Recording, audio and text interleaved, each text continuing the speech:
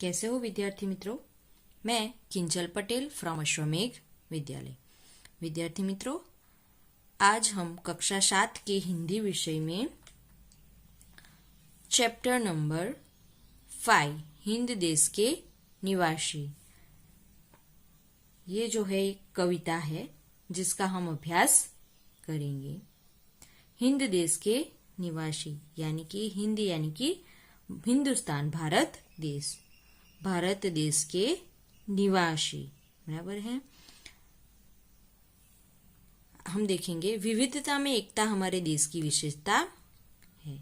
हमारे देश में विविधता है, एकता है, अलग अलग जाति के, धर्म के, भाषा बोलने वाले लोग रहते हैं, फिर भी हम सब जो है वो मिलजुल कर रहते हैं। तो इन्हीं सारी बातों का यहाँ पर वर्णन किया गया है कि हमारे देश में विभिन्नता होने के बावजूद भी एकता है।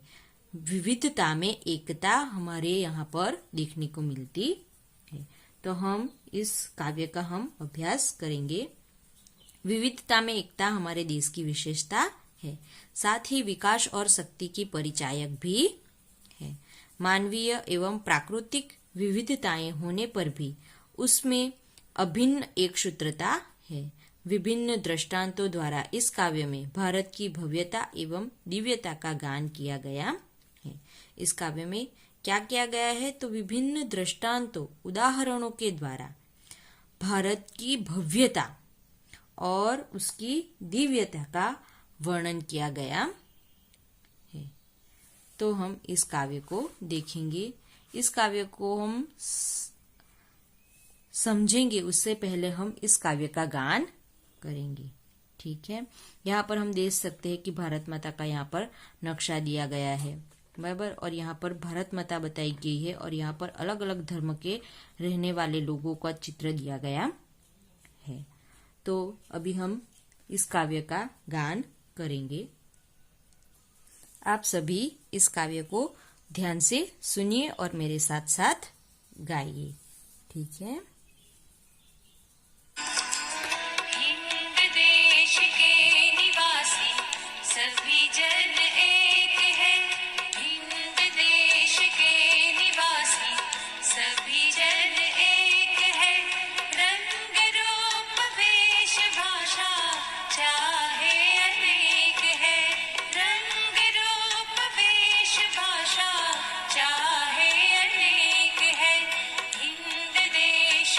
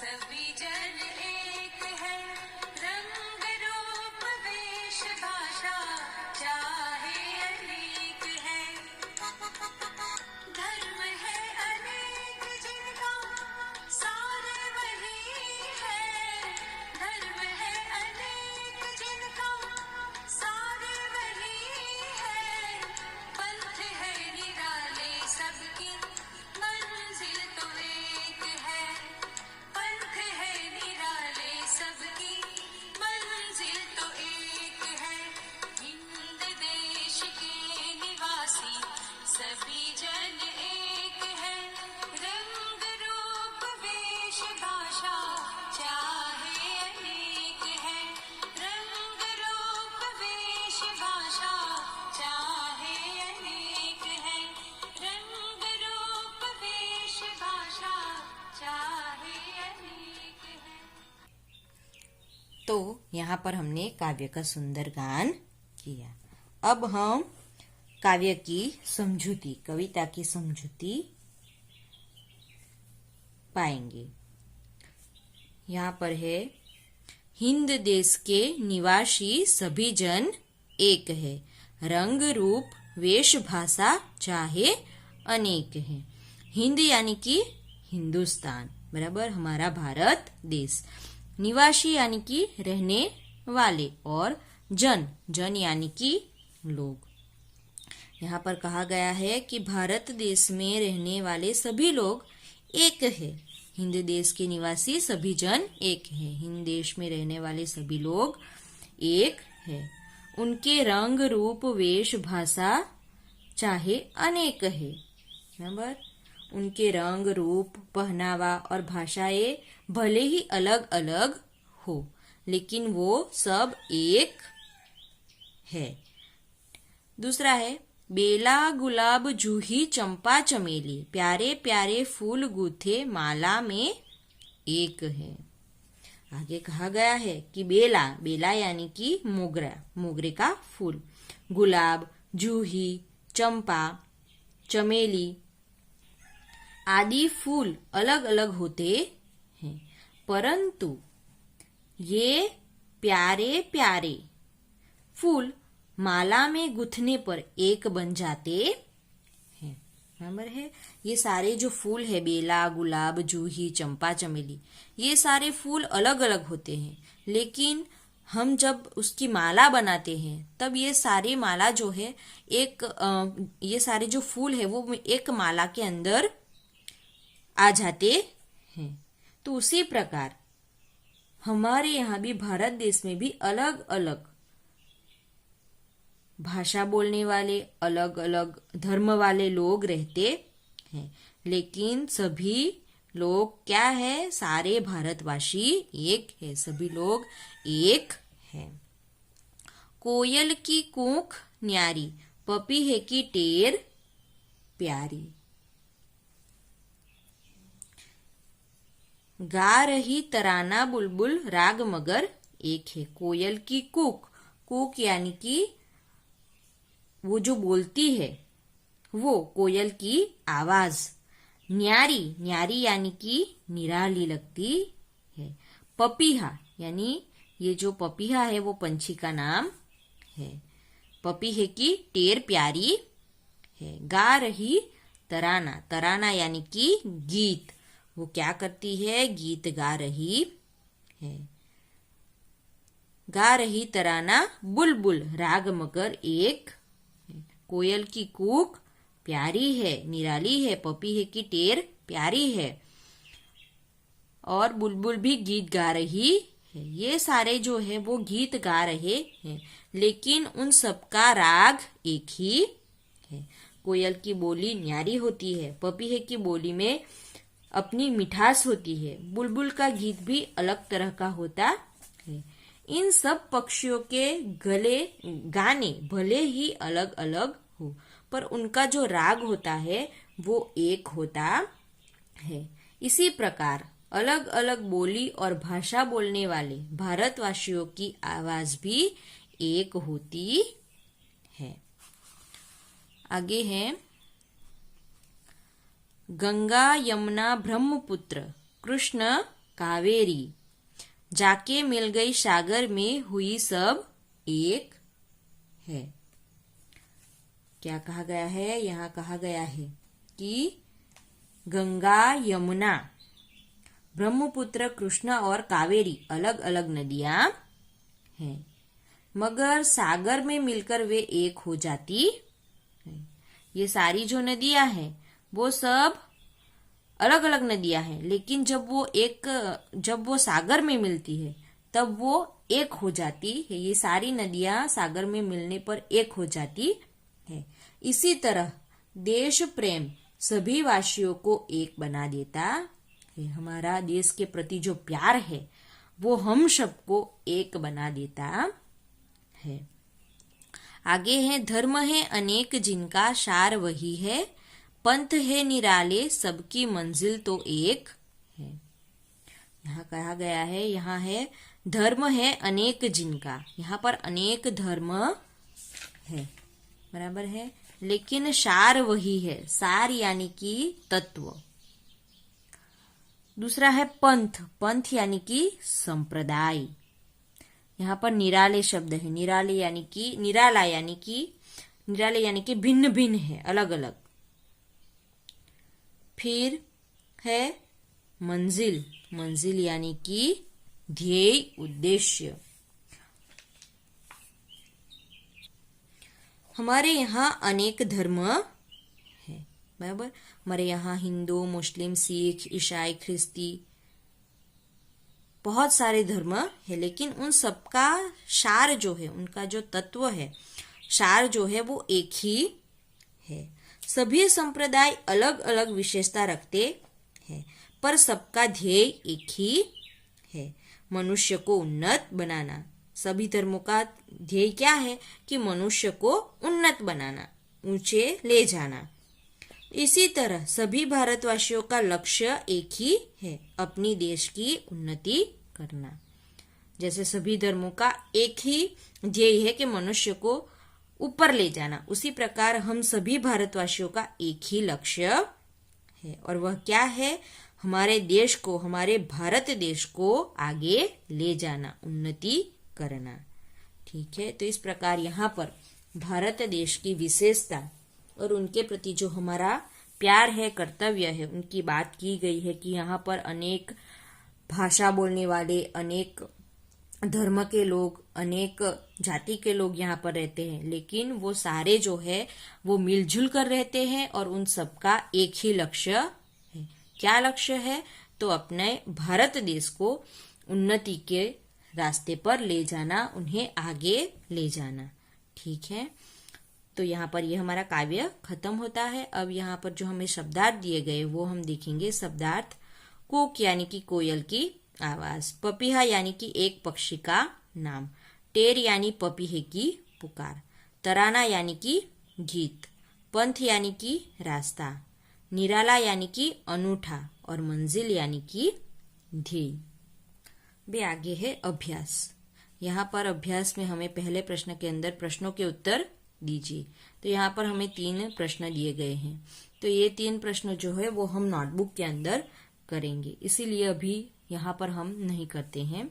आगे है दूसरा प्रश्न, शब्द पंखुड़ियों को उचित क्रम में रखकर वाक्य बनाइए। यहाँ पर वाक्य बनाना है, तो यहाँ पर भारत, निवासी देश, हम, के, है, ऐसे आदि शब्द दिए गए हैं पंखुड़ियों में, तो उसे हमें ठीक से बिठाना है और वाक्य बनाना है। तो पहला वाक्य क्या बनेगा?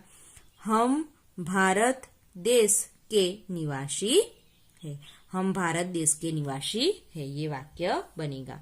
दूसरा है, कोयल की आवाज मधुर होती है। दूसरा क्या वाक्य बनेगा?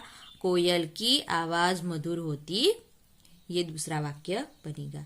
यहाँ पर तीसरा वाक्य क्या बनेगा? तो यहाँ पर तीसरा वाक्य बनेगा, फूलों की तरह हंसते रहना चाहिए। तो इस प्रकार यहाँ पर ये वाक्य बनेगा, फूलों की तरह हंसते रहना चाहिए। ठीक है, अभी आगे है ब, गोले में से शब्द चुनकर अर्थपूर्ण वाक्य बनाइए। यहाँ उदाहरण के तौर पर हमें एक वाक्य दिया गया है, सोहन पढ़ रहा है। देखिए यहाँ सोहन पढ़ रहा है। दूसरा क्या वाक्य बनेगा? तो रीनल खेल रही है। इस प्रकार दूसरा वाक्य बनेगा। तीसरा है हरेश खेल रहा है। मेघा पढ़ रही है। इस प्रकार वाक्य बनेंगे। ठीक है। अभी तीसरा प्रश्न है काव्य पंक्तियों का भावार्थ समझाइए। यहाँ पर हमें काव्य पंक्ति दी गई है तो उसका भावार्थ हमें समझाना है। हिंदू देश के निवासी सभी जन एक है, रंग रूप वेश भाषा चाहे अनेक है। तो ये हम नोटबुक के अंदर लिखेंगे, लेकिन यहाँ पर हम समझ लेते हैं। भारत देश में रहने वाले लोगों के रंग रूप पहनावे और भाषाएं भले ही अलग अलग हो, परंतु वे सब लोग एक है। यहाँ रहने वाले सभी लोगों की मातृभूमि भारत ही है। ये इस काव्य पंक्ति का भावार्थ आएगा। ठीक है। आगे है चौथा प्रश्न। औरत और लड़की के स्थान पर क्रमशः आदमी और लड़का रख कर परिच्छेद फिर से लिखिए। यहाँ पर एक परिच्छेद दिया गया है, वो हम पढ़ेंगे। एक मोटी औरत जा रही थी, पीछे पीछे एक लड़की चल रही थी। लड़की छोटी और पतली थी। औरत को पता चला तो घूरकर बोली, ए लड़की, मेरे पीछे पीछे क्यों चल रही है? लड़की भोलेपन से बोली, मैं तो केवल छांव के नीचे चल रही थी। ठीक है। तो यहाँ पर औरत है, फिर लड़की है, उसके स्थान पर हमें औरत के स्थान पर आदमी और लड़की के स्थान पर लड़का रखना है। तो क्या आएगा? एक मोटा आदमी जा रहा था। यहाँ पूरा वाक्य बदल जाएगा। देखिए, एक मोटा आदमी जा रहा था, पीछे पीछे एक लड़का चल रहा था। लड़का छोटा और पतला था।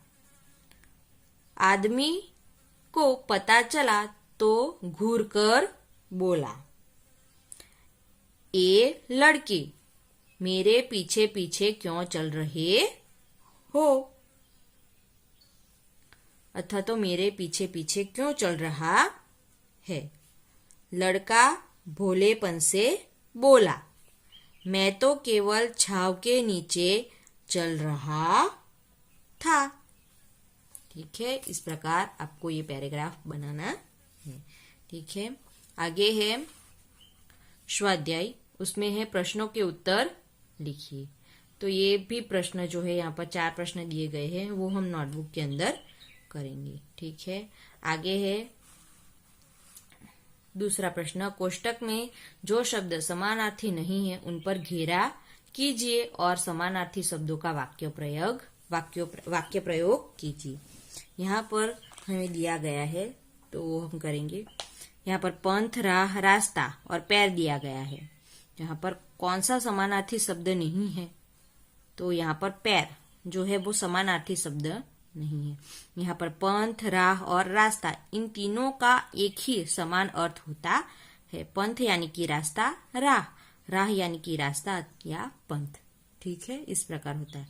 दूसरा है कुसुम, पुष्प, फूल, काटा। तो यहाँ पर भी काटा जो है वो समानार्थी शब्द नहीं है। कुसुम, पुष्प और फूल ये एक दूसरे के समानार्थी शब्द है। आगे है आम, अनूठा, अनोखा, निराला। तो यहाँ पर आम शब्द जो है वो अलग है, वो समानार्थी शब्द नहीं है। यहाँ पर अनूठा, निराला और अनोखा ये एक दूसरे के समानार्थी शब्द है। आगे है जन, मनुष्य, स्त्री और मानव। तो यहाँ पर भी जो स्त्री शब्द है वो अलग है, वो समानार्थी शब्द नहीं है। ये जो है ये तीनों ये एक दूसरे के समानार्थी शब्द है। ठीक है। तो इसको ध्यान में रखकर आपको खुद वाक्य बनाने हैं। ठीक है। आगे है भाषा सज्जता, वो हम देखेंगे। प्रियंका, यहाँ पर संवाद दिया गया है वो हम देखेंगे। प्रियंका, मीना आज तू चुपचाप क्यों बैठी है, मंदिर नहीं आना? आगे है मीना, नहीं मेरा मन नहीं लगता। प्रियंका, अरे हाँ, आजकल तुम बहुत खेल रही हो ना? मीना, मैं क्रिकेटर बनना चाहती हूँ, पर मुझे खेलना रास नहीं आया। प्रियंका, क्यों? मीना, कल मैं मोहल्ले में खेल रही थी, तब गेंद ने सीमा मौसी के घर की खिड़की का कांच तोड़ दिया। उन्होंने माँ से शिकायत कर दी। प्रियंका, ओह, अब समझी तेरी उदासी का राज। खेलते समय दूसरों का भी ख्याल रखना चाहिए।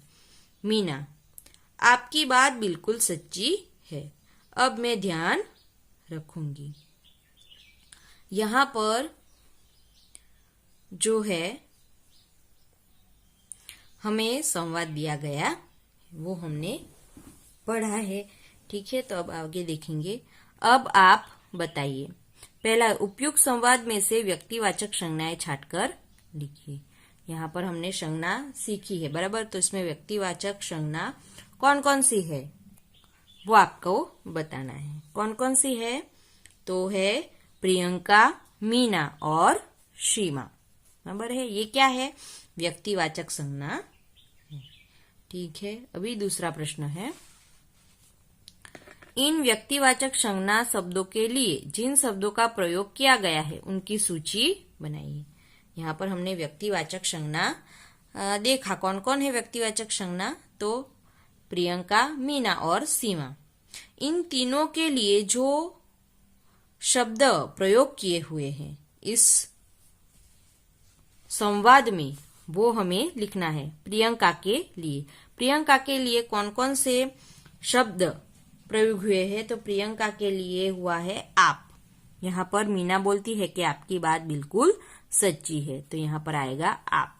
ठीक है, दूसरा है मीना के लिए कौन कौन से प्रयुक्त हुए हैं? तो तू, तुम, मेरा, मैं, मुझे आदि शब्द यहाँ पर प्रयोग हुए हैं, तो वो हमें यहाँ पे लिखने। तीसरा है सीमा मौसी के लिए कौन कौन से शब्द प्रयोग हुए थे? सीमा मौसी के लिए उन्होंने शब्द प्रयोग हुआ है, तो ये हमें लिखना है। तो यहाँ पर जो व्यक्तिवाचक संज्ञा के स्थान पर जिस शब्दों का प्रयोग हुआ है उन्हें क्या कहा जाता है? पता है आपको? नहीं पता? हाँ, तो वही हमें सीखना है। तो व्यक्तिवाचक संज्ञा के स्थान पर जिन शब्दों का प्रयोग होता है उन्हें क्या कहा जाता है? उन्हें सर्वनाम कहा जाता है। व्यक्तिवाचक संज्ञा या फिर संज्ञा शब्दों के स्थान पर जिन शब्दों का प्रयोग होता है उन्हें क्या नाम कहा जाता है? यहाँ पर है, नीचे दी गई परिभाषा को पूर्ण कीजिए। जो शब्द खाली जगह के स्थान पर प्रयुक्त होते हैं उन्हें सर्वनाम कहते हैं। तो खाली जगह में क्या आएगा? संज्ञा। जो शब्द संज्ञा शब्द के स्थान पर प्रयुक्त होते हैं उन्हें सर्वनाम कहा जाता है। यहाँ पर आप, मैं, उन्होंने, मैं, मुझे आदि जो शब्द है वो संज्ञा शब्दों के स्थान पर प्रयुक्त हुए हैं। मैं क्रिकेटर बनना चाहती हूँ, ये किसके स्थान पर? तो मीना के स्थान पर मैं का इस्तेमाल हुआ है। यहाँ पर मुझे, ये भी मीना व्यक्तिवाचक मीना संज्ञा के स्थान पर यहाँ पर युक्त हुआ है। यहाँ पर आप शब्द किसके लिए? तो प्रियंका के लिए यूज हुआ है, बराबर। तो ये जो है उन शब्दों को क्या कहा जाता है? सर्वनाम कहा जाता है। आगे है चौथा, वाक्यों को पढ़िए और बोलने वाले, सुनने वाले और अन्य व्यक्तियों को सूचित करने वाले जिन सर्वनाम शब्दों का प्रयोग किया गया है उन्हें अलग छांटकर बॉक्स में लिखिए। यहाँ पर है, मुझे बल्लेबाजी में मजा आता है, तो यहाँ पर क्या आएगा?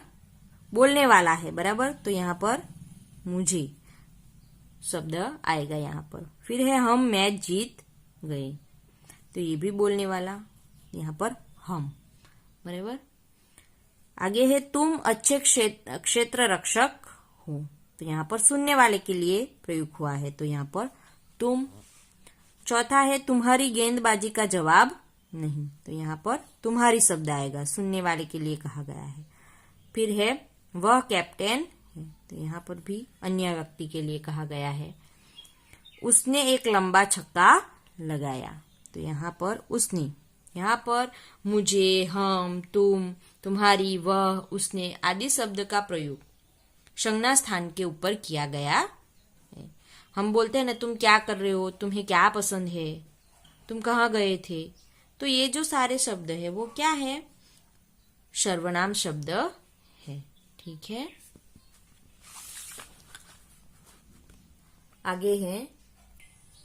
आगे है विधानों को पढ़िए और खुद के लिए प्रयुक्त सर्वनाम शब्दों को छांटकर बॉक्स में लिखिए। आगे है अब राजीव स्वयं बल्लेबाजी करने आया। तो यहाँ पर स्वयं शब्द का प्रयोग हुआ है, किसके स्थान पर, राजीव के स्थान पर। राजीव के स्थान पर स्वयं सर्वनाम शब्द का प्रयोग हुआ है। दूसरा है मैं अपने आप चला जाऊंगा। तो यहाँ पर अपने आप शब्द का प्रयोग हुआ है, किसके स्थान पर, मैं के स्थान पर। ठीक है, तो यहाँ पर हमने सर्वनाम का अभ्यास किया। सर्वनाम किसे कहते हैं, तो जिन शब्दों का अथवा तो जो शब्द संज्ञा के स्थान पर प्रयुक्त होते हैं उन्हें सर्वनाम कहा जाता है। जिन शब्दों का प्रयोग संज्ञा शब्दों के स्थान पर किया जाता है उन्हें सर्वनाम कहा जाता है। ठीक है, तो यहाँ पर हमारा ये 5वां चैप्टर खत्म होता है। नेक्स्ट वीडियो के अंदर हम आगे का अभ्यास करेंगे। Thank you.